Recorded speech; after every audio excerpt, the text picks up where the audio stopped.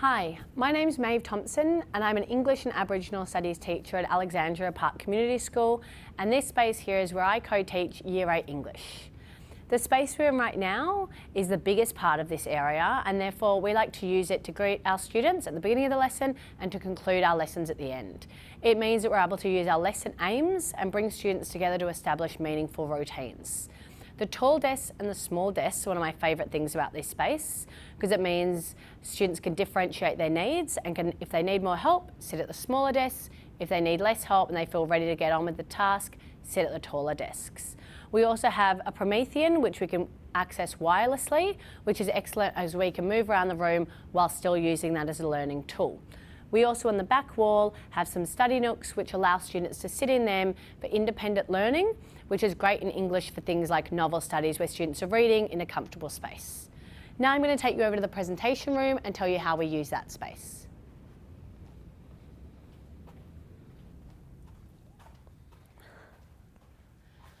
We are now in the presentation room, which has a lot of opportunities as an English teacher.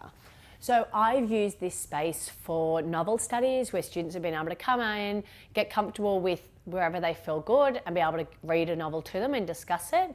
I've used this for Shakespeare plays and acting out scenes where most of the class will sit up here as the audience, but the rest of the class will be involved in acting and being part of that, which is a great feature because in a conventional classroom you have to spend a lot of time moving chairs out of the way, moving tables out of the way and then moving them back in. Whereas this space we're able to just use for those activities when we need them. I've also used this for wellbeing programs and more practical programs, as well as being able to use it for speaking tasks or tasks where I want to get students' opinion and get them moving around the class as they're learning. I'm going to take you now to have a look at some of our breakout spaces and explain how we use them in our day-to-day teaching.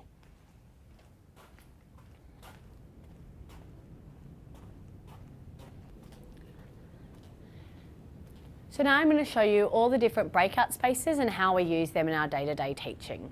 So this area that we use here, we often use for either alternate teaching or station teaching.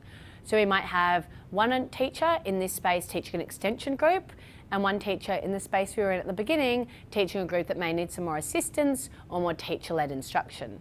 We also might use it for station teaching where we'll have one teacher teaching one particular element or content area, a teacher teaching the other in the other space, and then they'll swap either within a lesson or between two lessons. We also have these two breakout areas here, which is really good for small group instruction. So for a novel study, we were able to use all of these spaces by having independent readers spread throughout the flexible areas where they could choose a booth, a soft furnishing or a table to sit at and read independently. We had the presentation area where a teacher would sit and do guided reading with a larger group, and then we have the study room here where a small group of students were able to read with a learning support teacher who could really focus on their comprehension and basic understanding of the text. So we really enjoy using these breakout spaces in the middle section of our lesson after we've started in our main room and then finished in our main room. Thanks for joining me today, and I hope you've enjoyed our spaces as much as I do.